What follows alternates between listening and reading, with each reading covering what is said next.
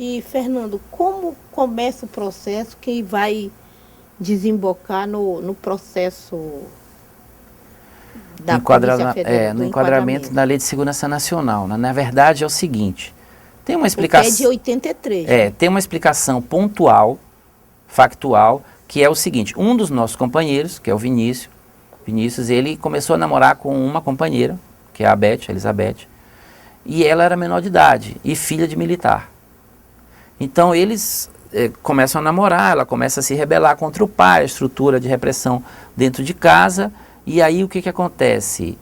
O pai faz uma denúncia de que ela estaria sendo aliciada por ele, e na verdade por a gente, porque ele se apropriou de uns jornaizinhos que a gente tinha na época, jornaizinho do nosso movimento que chamava Alicerce, da Juventude Socialista, e aí a responsável, digamos, pelos jornais, que era a Conceição Menezes, a Concha, ela foi lá na casa dele buscar os jornais. Olha, o senhor se apropriou de uma coisa que não é sua, eu quero que o senhor me devolva. Ele falou, não, eu vou devolver, mas antes eu vou fazer a denúncia de vocês, porque vocês estão aliciando menores. E utilizando, inclusive, de sedução para isso, porque o Vinícius namorava com a Beth, que é a filha dele. Então, nesse momento, ele faz essa denúncia na Polícia Federal, né? E a partir daí, esse é o, digamos assim, o estopim de todo o processo. Mas seria muita ingenuidade da nossa parte achar que era apenas um processo de uma disputa familiar, sobre um processo de aliciamento. O que acontece, na verdade, é que a gente conseguiu, nosso grupo conseguiu ter por conta do nível de radicalização e do nível de organização, a gente conseguiu incomodar o regime militar, já nos seus estertores, né? Mas ele se sentiu provocado pela gente, né? Então eles resolveram reprimir. Tanto é assim que o delegado que vem para fazer a oitiva das pessoas que foram indiciadas, ele nem é de Belém.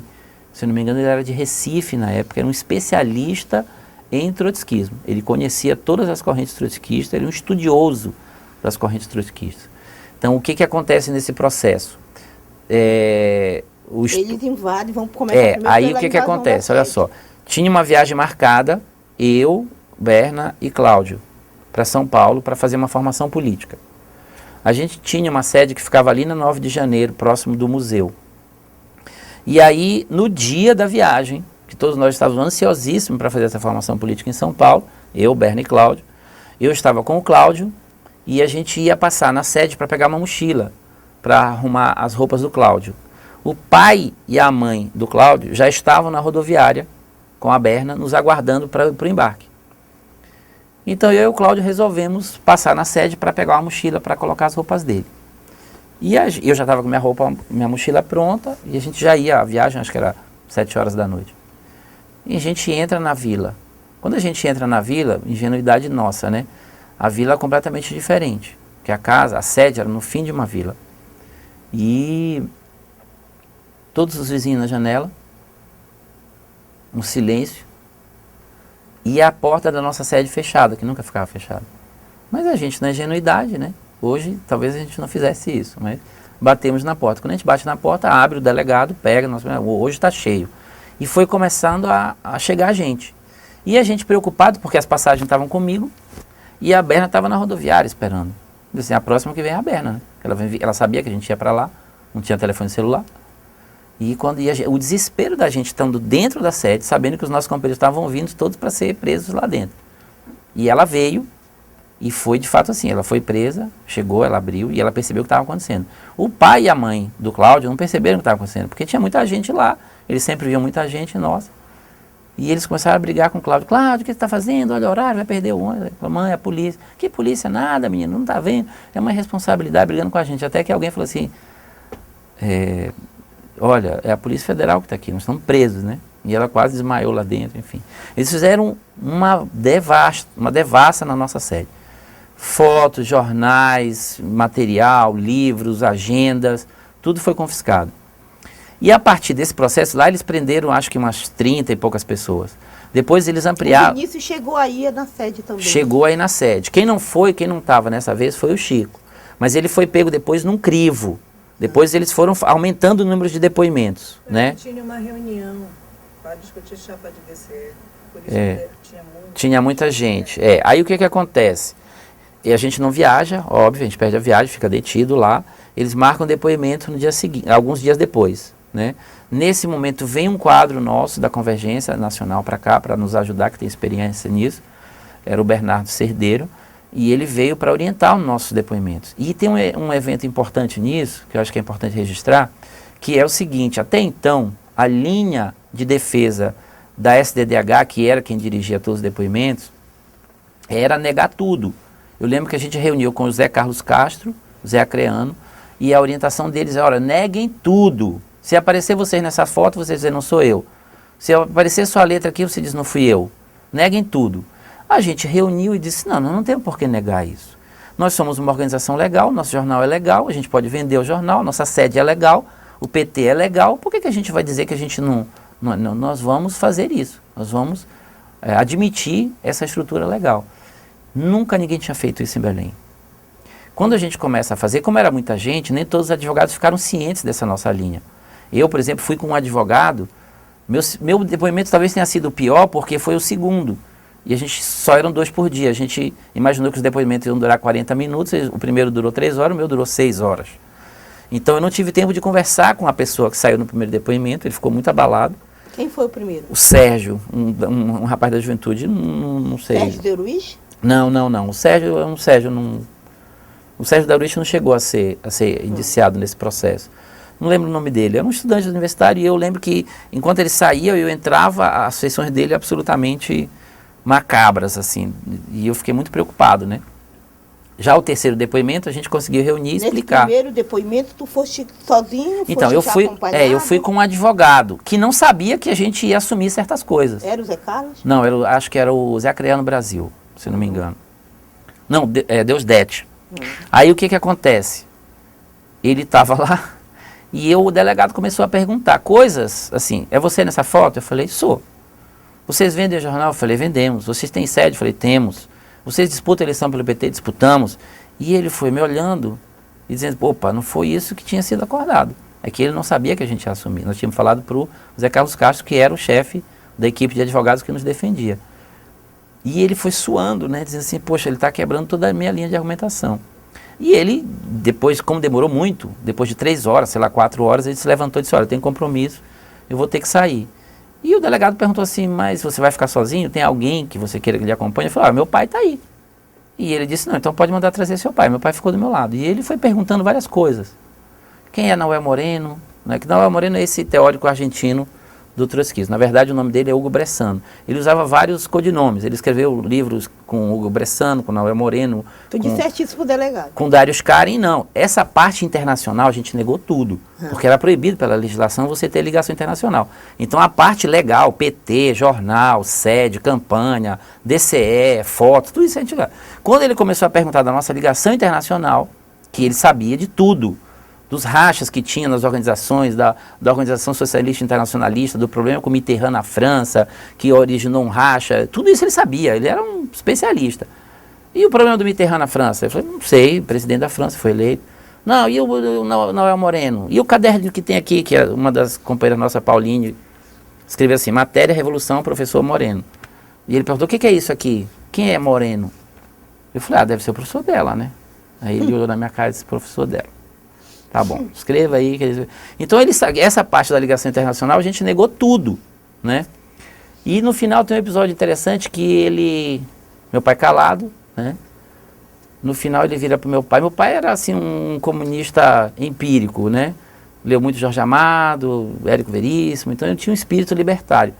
E o delegado pergunta para o meu pai assim, o senhor sabe no que o seu filho está metido? O senhor sabe quais são as consequências que pode levar aos atos que ele está tomando agora? E o meu pai, assim, muito emocionado, é muito emocionante isso, meu pai virou para ele e disse assim, eu sei no que ele está metido e eu estou aqui para apoiá-lo, delegado. Eu não estou aqui para repreendê-lo. Eu quero que o senhor saiba que eu estou aqui para apoiar o meu filho, porque eu concordo com a luta que ele está travando. E aí destruiu o delegado. O delegado disse, não, então acabou o depoimento, pode ir embora e tal, e foi embora. Depois desses vários depoimentos... Quantas pessoas foram ouvidas no depoimento? Eu acho que para mais de 30, Dilza. Mais de 30 pessoas foram ouvidas e depois eles foram selecionando. E aí chegaram a um grupo de 7, se não me engano, 8 pessoas que foram, né? Babá, Luzil, Vinícius, Maristela, Concha, eu, Chico e a Berna.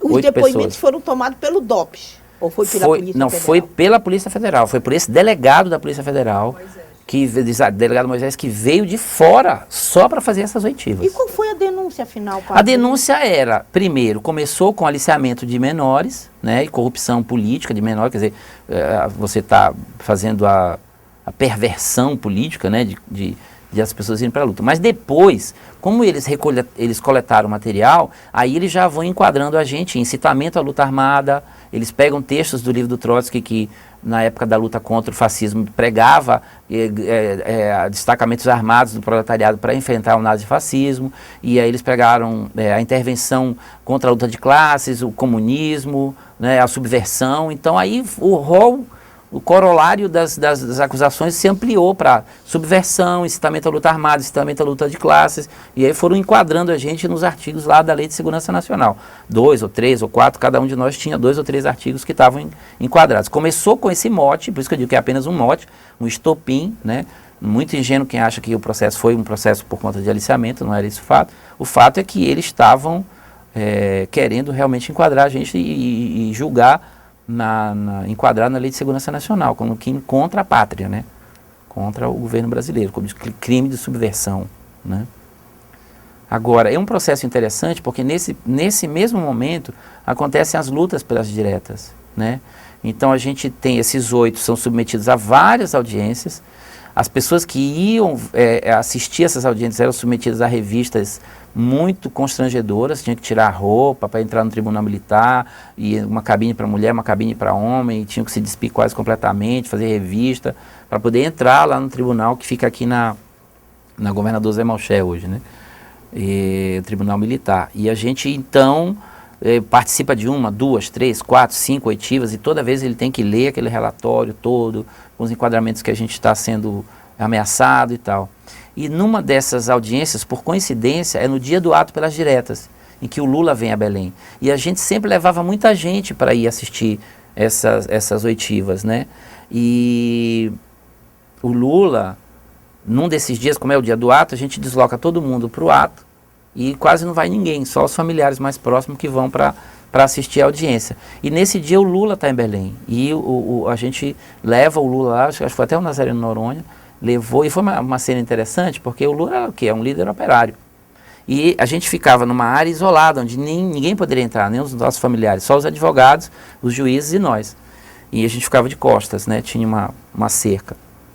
E o Lula senta, todo mundo fica, né, se ajeita na cadeira, entrou o Lula, e aí eles ficam lá todos, né?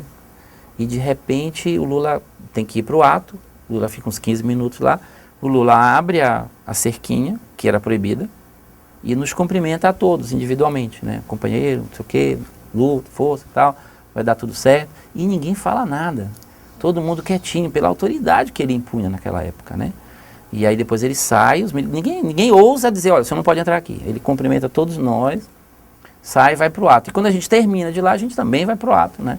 No ato das diretas. Então, assim, é um processo interessante, porque é um dos últimos processos da ditadura para repressão. Não é um momento de prisão, de tortura, mas há uma perseguição muito forte. Eles perseguem as pessoas, eles vão no emprego das pessoas. Várias pessoas perderam o emprego por conta disso, eles foram no meu emprego.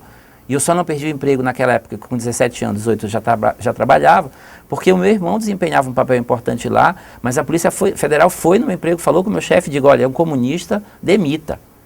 E ele ia demitir. Aí meu irmão falou assim, se você demitir ele, eu vou sair. E eu só fiquei porque meu irmão segurou minha onda lá, mas vários outros companheiros foram demitidos de bancos, de associações privadas que estavam lá em locais, e houve um processo muito, digamos assim, delicado, de uma pressão psicológica. A família se abala. É claro, minha mãe achava que eu ia ser torturado, preso, né? E a gente já avaliava que a ditadura estava num processo de queda, né? E achava que não ia dar em nada, né? De fato não deu, mas houve uma pressão psicológica tremenda